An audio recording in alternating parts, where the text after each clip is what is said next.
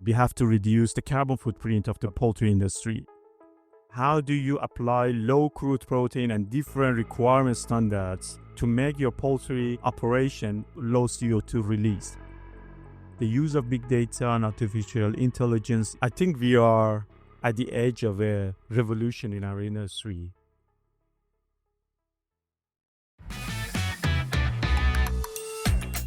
Welcome to Unplugged, the official podcast of the Poultry Science Association. This is the podcast where we strip away the fluff and get real about poultry science from bench to barn. I'm your host, Andy Vance, Executive Director of the Poultry Science Association. This week's episode comes to you from the European Symposium on Poultry Nutrition in Maastricht, the Netherlands. A number of members of the PSA team traveled to the Netherlands to gather with nutritionists from around Europe and really all over the world, including quite a large number of Poultry Science Association members who participated, who spoke in different sessions, who presented posters or oral abstracts. In this week's episode, we're going to dig into one of those topics of discussion, the intersection of science and strategy driving innovation in poultry feed. We're going to explore precision nutrition, some of the regional challenges in Europe, the Middle East, and Africa, and the future of sustainable nutrition. Our guest in this episode is Dr. Behnam Saremi, Director of the EMEA Technical Marketing Department at CJ Europe, specifically within CJ Bio. Dr. Saremi leads a multidisciplinary team focused on developing innovative concepts and applications in animal nutrition with an emphasis on poultry. With more than 12 years of experience in the chemical and biotechnology industry, Dr. Saremi's expertise spans nutrition, physiology, biochemistry, molecular biology, and protein chemistry. Plays a key role in bridging scientific research and strategic marketing within the CJ Bio team, supporting product development, sales, and branding across a broad region. Dr. Saremi, I want to start with a bit about your path into animal nutrition and how your background in molecular biology and protein chemistry really informs what you do at CJ Bio. Sure. Thank you very much for having me today. Yeah, my background is in animal nutrition and physiology, and I started my career into ruminant nutrition and physiology, and then I found my path into monogastric nutrition in animals. So my experiences in molecular biology and protein chemistry helps me to find solutions for industry problems based on available tools. I can give you an example, and we applied recently a solution, and that's like application of histidine. Is actually developed for salmon industry by our company. And when we applied that, when we realized, we looked into the broiler industry and we saw that, the histidine content of the feed formulas that we are looking at, they are quite marginal. And then we started to look into what histidine does for our animals. And we realized that, that's a very preliminary step when an animal wants to respond to a disease, which is quite common in our industry. And then we look, so what will happen to these birds if they don't have enough histidine to initiate that initial response? And based on that, we came to the understanding that, if histidine is needed for example, synthesis of histamine, which is the first step to go into immune response, and if the animal doesn't have it, there will not be a good response. We started to build some trials, and that's where we found out that, if you really have under commercial conditions animals which are not in optimal, super clean condition, you might have always sort of inflammatory response going on. It might be subacute, but that might cause you to have higher need for histidine. And that's what we were able to figure out. And that reminded me how important it is to have that molecular biology background and to find all these links and then connect it to the practical application of different nutrients in our industry. Yeah, that intersection of some of that foundational basic science, but getting into practical application is huge. Thinking about the intersection of science and strategy, I talked about that at the top of the program. I'd love to know more about your perspective on that and the ways your team balances innovation with some of the practical demands of feed formulation in a pretty diverse set of markets across the region you lead. You can imagine CJ Bio is a producer of amino acids. And when we are in the market looking into our industry, personally responsible for Europe, Middle East, Africa. And when I say Europe, Middle East, Africa, you already see that we are dealing with a wide range of market conditions, with a wide range of type of customers as well. But it's also very interesting to see that even within Europe, we talk about Europe, but we have Eastern Europe, we have Scandinavian region, we have Western Europe, and we have southern part of Europe. And within each country, again, we have really a variety of different customers with different needs.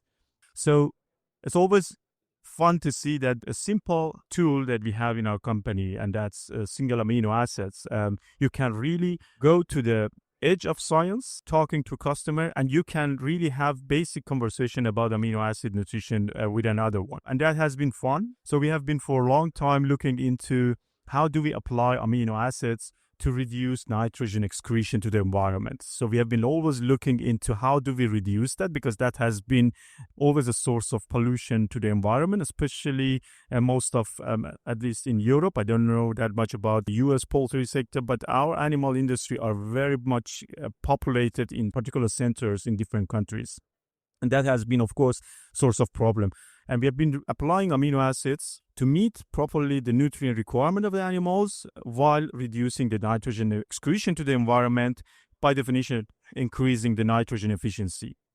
And this has been for the past 2 decades, maybe. Recently, we are talking about sustainability. We have to reduce the carbon footprint of the poultry industry. And I'm focusing a lot on poultry because we are in a poultry symposium today. It's very interesting to see how the same tools are now helping us to bring a new solution to the customers, although it's the same product, but that also helps our customers to reduce their CO2 footprints. The talk that I had yesterday here, that was exactly focused on that. How do you apply low crude protein and different requirement standards to make your poultry operation being fitted to the new requirements, and that's low CO2 impact or low CO2 release. At a certain point, adding amino acids actually would not really help the customers to reduce their carbon footprint. And that has been really a big focus of investments and research and innovation in our company to make our strains more efficient. That's one way to reduce our carbon footprint, and also to invest in new energy sources which are used in the production facility to reduce our carbon footprint again. Well, I'm thinking too, as you're talking about sustainability, there are so many different dimensions of that you mentioned just in that example. We want to keep the excess nitrogen out of the environment. That's not great. Or we could be talking about phosphorus or other nutrients, depending on what species we're dealing with. But also for the producer worrying about their financial sustainability, if I'm feeding those nutrients, I'd rather the bird get the use out of them and them not end up in the waste stream somewhere. So we're working on kind of 2 sides of sustainability simultaneously, I'm thinking. Absolutely. It's always a two-sided thing. We are also quite confronted with that when we are talking to the customers. Of course, it's very important for the customers to improve their utilization efficiency. Here we are talking about nitrogen efficiency, but they also look at the economics all the time. So there is a certain point that you achieve that a customer is confronted with the fact that a higher efficiency of nitrogen would cost them money. So in the poultry industry, you're talking about 55 to 60% of the efficiency. You can increase this 80% plus, but that means that you have to do also a bit of investments. The feed producers, of course, they don't want to pay for it because it will make their final product super expensive. In some countries, like in France, there are systems where you get a bonus. If you reach a certain level of efficiency, if you reach a certain level of CO2 footprint, then you get a bonus for that. But it's not a common practice in Europe yet. And that has been so far a limiting factor in terms of becoming really efficient. And one hopes that maybe you get the policy and science and technology and economics in alignment where you can achieve some of those goals cooperatively, that producers have incentives to become more efficient. Yeah, I think the good news for the industry is that the solutions that we bring to the customers, they are becoming very economical. You've also got me thinking about this topic of precision nutrition. It's something we're talking more about at conferences like this one, or at our Poultry Science Association annual meeting, or this fall at our PSA Pacific Rim Scientific Conference in Macau, where CJ Bio will be presenting a symposium on precision feeding. So from your perspective, when we say precision nutrition, what are we really talking about? What does precision mean when it comes to feed formulation and delivery in, say, the chicken space? Yeah, for me, precision nutrition is precisely meeting animal requirements. But there is a but in it. That's meeting animal requirement in an economic, in an efficient, and in an eco-friendly manner. So In the past, we were not thinking that much about eco-friendly, but it's now being economic, being efficient, and being eco-friendly. That has been the focus of our company in the past 2-3 years. So we started also a campaign on what we call it 3E, that stays exactly for economy, efficiency, and eco-friendly. And that has been a two-sided campaign looking internally at CJ. How do we revise our operations to become more eco-friendly? And also towards our customers, because it is also interesting to see that we still can go to our customers and talk about some of the newer amino acids that we have. And the industry has not been exposed to the solutions. And what real value is that in terms of making them capable to become more precise in meeting the animal requirements. When you talk about some of those solutions that are coming to market or some of the innovations that you and your team have been working on, what are some of the most promising advancements or technologies that you're exploring, whether we're talking about improving that nutrient utilization or we're talking about sustainability and becoming more eco-friendly? What are some of the advancements and technologies that you're most excited about right now? I think it's fair to mention that we have been looking traditionally a lot into lysine, methionine, threonine requirement in animals, and we have been successfully able to bring another 5 amino acids into the market. We are now today talking about tryptophan, valine, isoleucine, arginine, and histidine. The last ones, specifically arginine and histidine, tryptophan in poultry industry, these are really new. Not many nutritionists on a day-to-day basis think about these nutrients. Some of them, they are not even part of the feed formulation systems. They are not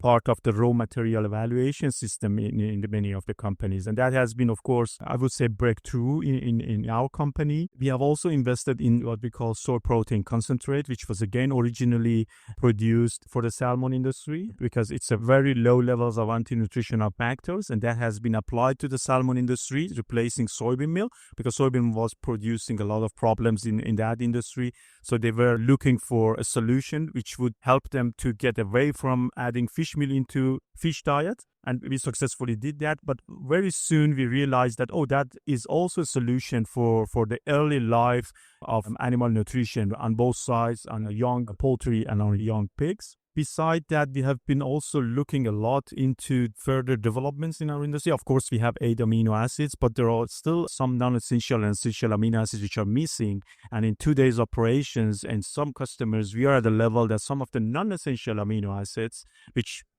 basically the animals should be able to synthesize it by themselves, they are becoming limiting. Means there are not enough nitrogen or there are not enough capacity for the animal to synthesize even the non-essentials. So we are also thinking in that direction, which of these non-essentials should be the next one that we are bringing to our customers.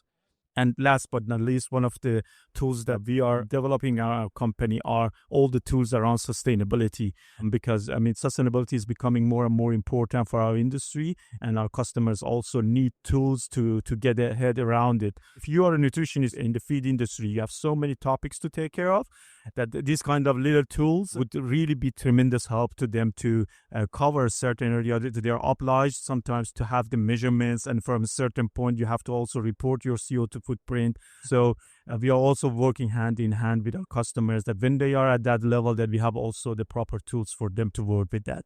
As you're talking about all of the different things that the nutritionist has to focus on and think about, it is a lot, right, that you're juggling, balancing. I'm wondering, as we look forward and think about the types of advancements you and your team and others are working on, how do you see the role of biotechnology evolving in poultry nutrition, particularly when we think about things like gut health, balancing amino acids, alternative protein sources? What's biotechnology mean to you and bring to the table as we try to tackle some of those opportunities and challenges?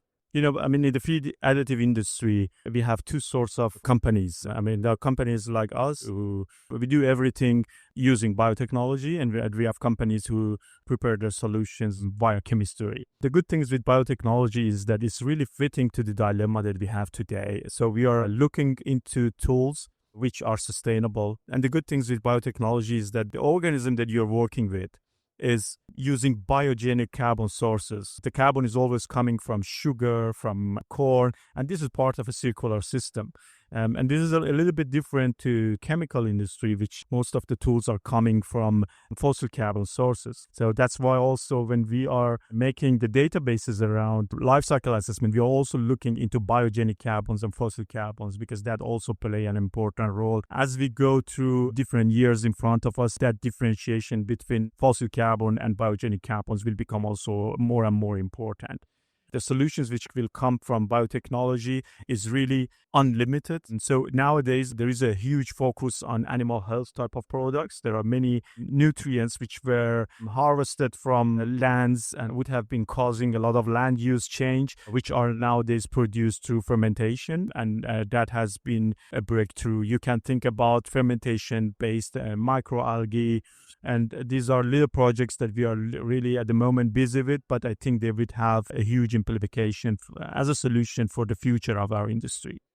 You earlier said something that really got me thinking when you were talking about the differences in the countries where you do business. So your team, your division responsible for Europe, the Middle East, and Africa. We're sitting in kind of a traditional European city as we're having this conversation. When most people listening to this podcast think of Europe, we're sitting where they're thinking of probably. Very different from Eastern Europe, as you mentioned, very different from the Middle East and those countries, very different from Africa. And of course, within Africa, my gosh, what variation from Northern Africa or South Africa to some of the middle parts of the country and the poultry production industries. For you, as you and your team serve those customers in all of those different environments, both production systems, regulatory environments that are very different, how do you adapt your innovation approach and strategy to meet those different marketplaces, regulatory burdens, and production systems? I mean, we do two things. We are always recording what we are doing, because the solutions that we have been, for example, bringing into a European environment maybe a decade ago, they are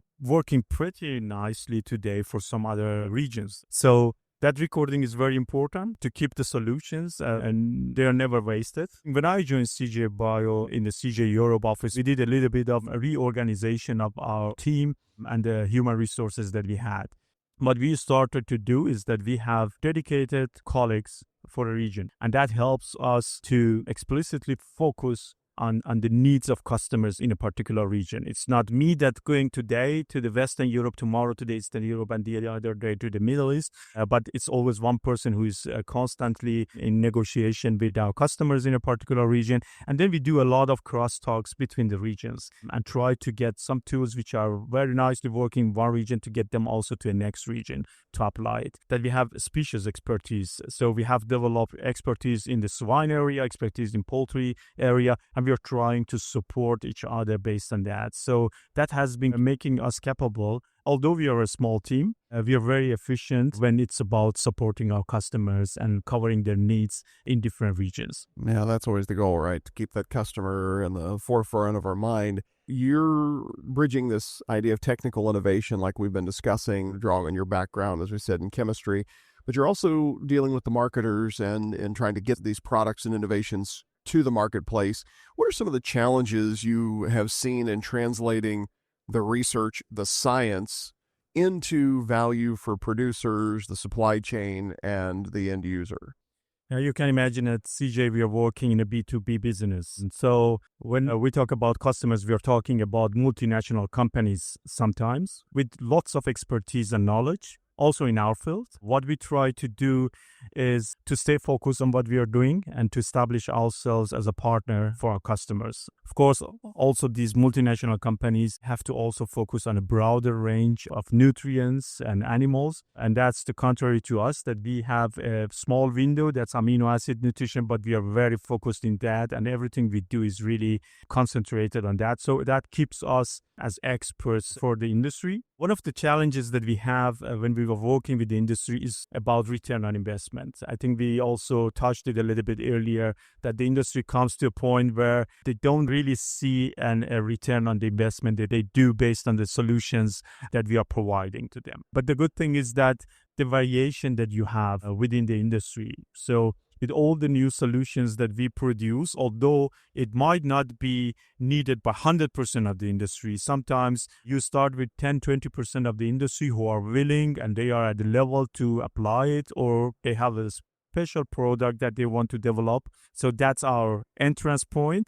But that also slowed down our company, for example, as an amino acid producer, to go for the investments for the next amino acid or for the next solution to bring to that. A second thing which is really a problem is the variability around raw materials. So, of course, the type of feed meal industry that we have, the technologies, they do not allow us to batch control on nutrients which are available in particular raw material.